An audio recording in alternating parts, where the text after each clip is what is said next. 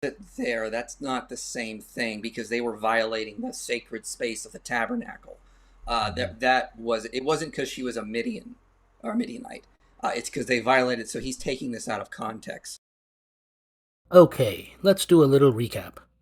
I had pointed out that Moses' order in Numbers 31 to kill the Midianite women and male children and spare the virgin girls was endorsed by the biblical God and was justified because of their enticement of the Israelites to commit intermarriage and idolatry.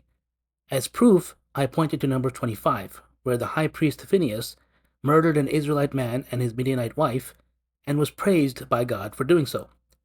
If one act of murder was praised, then why wouldn't the other also? To counter this, Jones claimed that Phinehas' murderous act was not due to intermarriage, but rather because the Israelite man, Zimri, and his wife Cosby had violated the space of the tabernacle.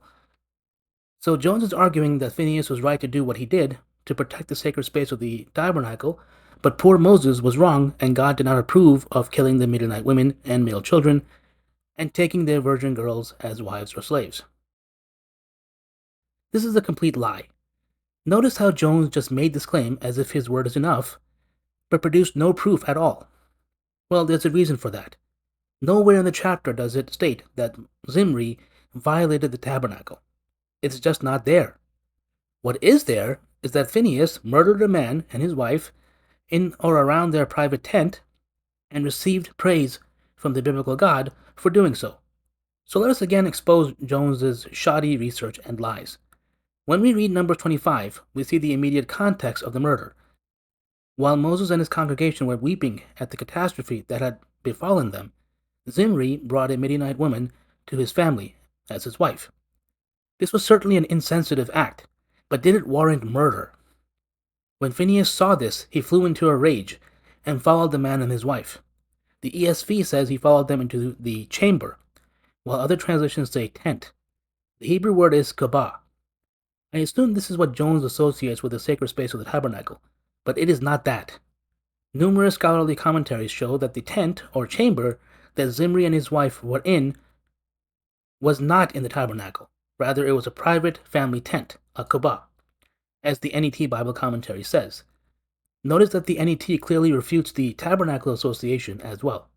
In the JPS Torah commentary, Jacob Milgram also refutes this association, stating that it was probably not the name of Israel's ancient tabernacle, but was rather a marriage canopy, perhaps belonging to the father of the Midianite woman.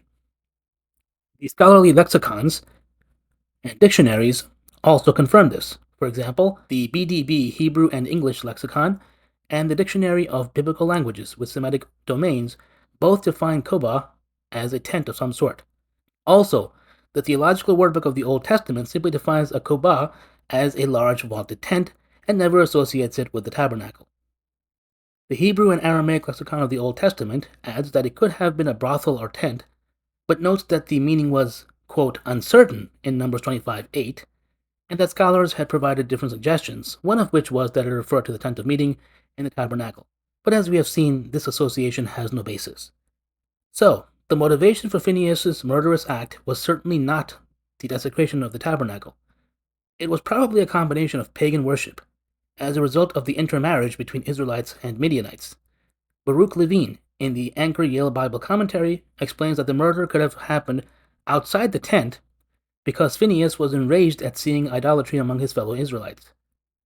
And Anthony Rees argues that Phinehas was reacting to Zimri taking a foreign wife, an act which would lead to idolatry. This brings us back to Numbers 31, and why it is incorrect of Jones to blame Moses for the massacre of the Midianite women and children and the keeping of the female virgins as wives or slaves, while absolving the biblical God. Moses' motivation was the same as with Phinehas. He blamed the Midianite women for enticing the Israelite men into idolatry, and there is still no proof that the biblical God was free of any blame for the massacre. There was no condemnation, no punishment. Instead, the biblical God simply gave instructions on how to properly distribute the spoils, which included the poor virgin girls. But once again, Mr. Bird has no idea what he is talking about, and it is a Muslim who has to set him straight on his Bible. This is part of a wider pattern of taking liberalities with the text of the Bible.